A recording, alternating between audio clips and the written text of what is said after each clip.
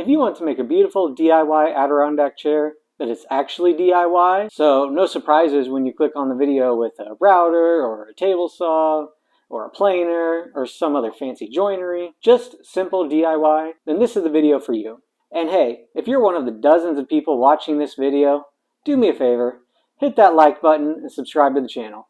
I would really appreciate that. So stick around to the very end and I will tell you a few key things that I should have done and that you can do, and which I did on my new chair, that will make the project, even though it's DIY, really look like a professional build. So about 10 years ago, I made this chair with really basic tools. At that time, I didn't have nearly the supply or space or experience that I have now. But despite just making this from scratch and just kind of going off some pictures of other chairs, not having any plans or measurements, this chair has actually lasted quite a long time. Now, I made this chair out of pine, and I didn't do a great job of protecting it. I think I just used a deck stain, and I never did anything after the first time applying it, so no refinishing or anything like that. And I'm sure I didn't put enough coats on. Really, back then, I just didn't quite know what I was doing, especially for outdoor furniture. Man, you are one pathetic loser. But shockingly, this and its matching pair have survived all these years, even though they lived their lives out in the harsh elements here in the summer and the winter here in the Midwest. So honestly, I'm pretty happy with how well these have done given the low cost and my low experience when I made them. So here's my new updated version that I'm going to show you how I made. But first, a few differences right off the bat. I did change this top profile. I like this design a little better. I'm using cedar instead of pine.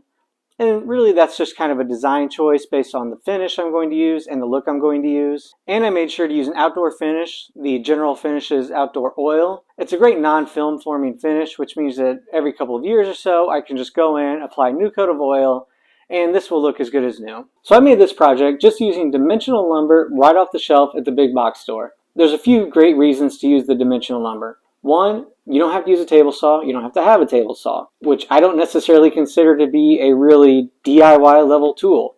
I didn't have one for years. Also, your boards are going to come surfaced and smooth on all four sides, so that eliminates any sort of need for planing, jointing, sanding. The boards are pretty much just ready to finish right off the shelf.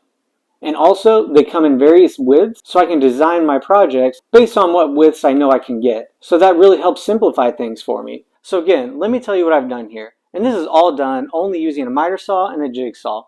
Both pretty basic tools that I think a lot of people, especially those that might be interested in building something like this, are going to have. I don't need anything else to make this. Well, besides a drill and a driver.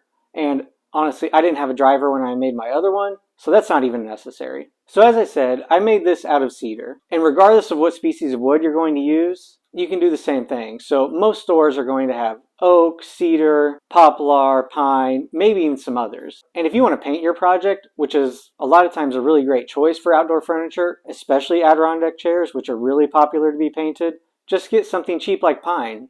It won't matter if you get a more expensive wood because the paint is obviously going to cover up the grain, but it's also going to protect the wood. So you don't need a more exotic or climate-friendly species of lumber. Again, these are dimensional pieces of lumber right off the shelf, and these are all 3/4 inch thick stock. So what I have here are 1x6s for the arms, these legs, these support pieces on the bottom, and then the back slats are also cut from 1x6s. And those back pieces, that's really just a design choice. You could go with something a little less wide depending on how many slats you want on the back. My seating boards are 1x3s, and then in a few spots I have some 1x4s just for some strength and stability. So making and cutting this is really pretty simple. All of these seat pieces are cut from the 1x3s and they're all just 20 inches. So I simply set up my stop block on the miter saw, cut the first one to 20 inches exactly how I want it, and then just really quickly run through all the rest of the pieces that need to be cut at 20 inches. Which I ended up having a few of them, such as these legs and some of these underneath pieces as well.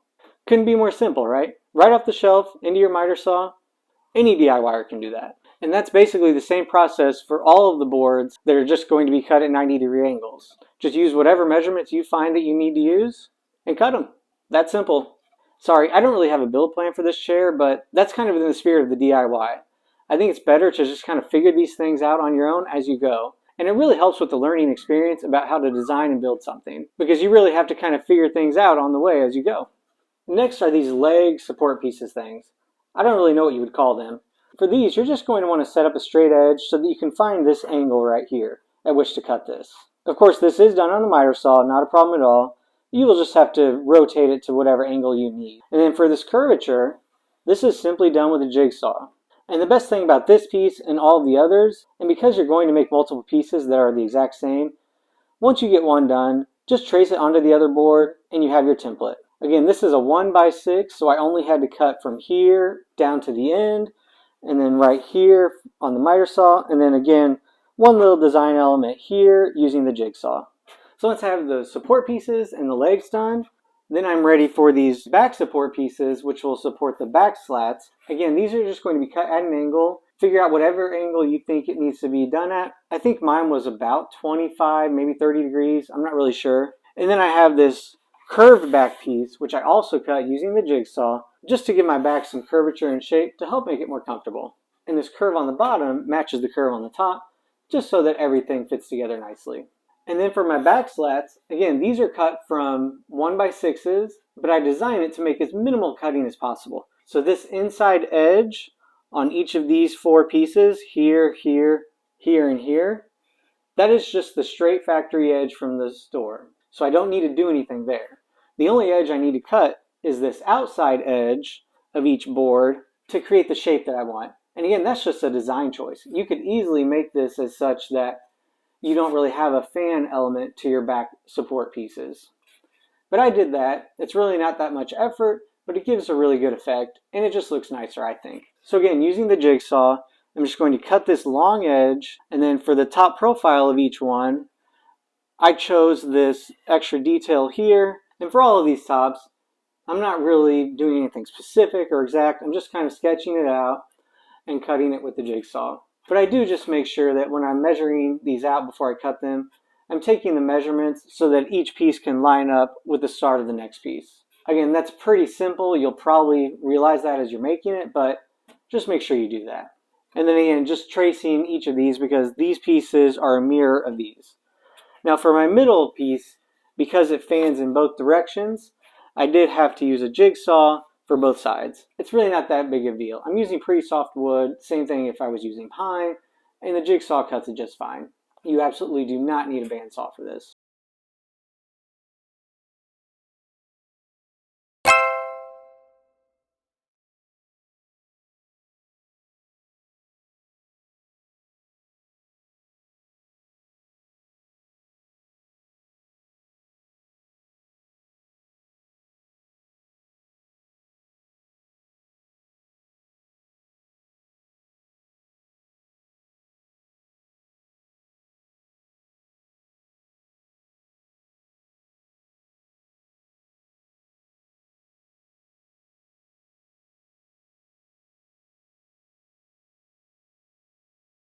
And it really is that simple to get all of my pieces cut and ready for assembly. But before we start assembling, let me tell you one of the things that you're going to want to make sure you do to make this DIY project a little less DIY and a little more professional. You're just going to want to take a sander or some sandpaper by hand, doesn't really matter, either is fine, and round over and knock down all of these edges on every piece that could possibly be touched. So that would be your seats, your back, your armrests. This is something I did not do when I first did this project 10 years ago.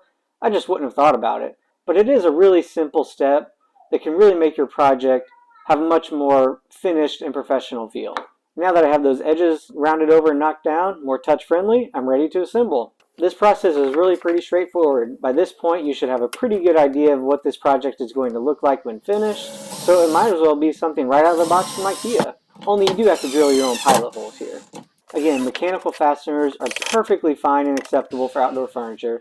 Don't feel like you can't do something like this because you don't have the abilities or the skills or the tools to do some sort of fancy joinery. You don't even need a pocket hole jig for this project. The simple joinery with screws is perfectly fine. As you can see by the one I've had for 10 years, it's not going anywhere. I can still pick it up and move it no problem. And that's with using the wrong kind of hardware. And that's another tip I wish I would have known before to make sure you do, and that is to use outdoor exterior hardware. For my previous project 10 years ago, I'm pretty sure I just used regular wood screws, and they have definitely rusted up.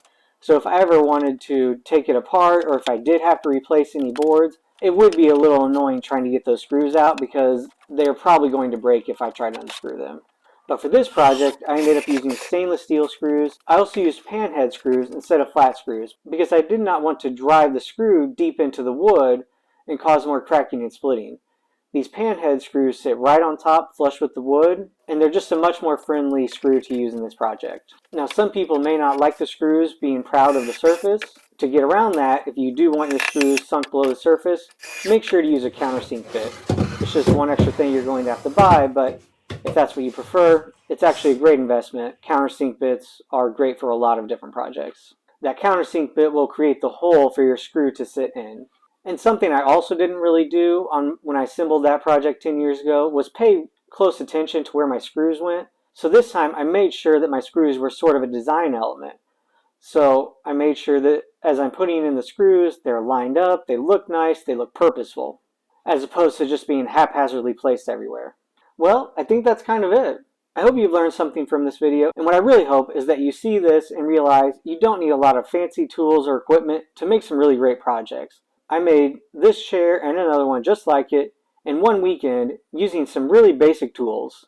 And you don't need a lot of experience or skill to make this. And regardless of how your project comes out, I do think it's important to really pay attention to your finish. Whether you're using a lighter finish like my exterior oil that I used here, or maybe something a little more substantial like a spar urethane that is a clear film forming finish, or even if you're going to paint this and give it the ultimate protection, I would definitely recommend bringing it in for the winter, or at least covering it, if you live in an environment that's going to get a lot of really harsh winter elements. Those can do a lot of damage. Sun also does a lot of damage over the summer, but unfortunately there's not a lot you can do for that other than keep it covered all the time when not in use. But I don't go that route because I do like to look at my projects even when I'm not using them. They make me happy. So if you stuck around this long, I really appreciate it. Thanks for watching. Make sure to like this video and subscribe to the channel. I would really appreciate that. Now get out there and start building. See you next time.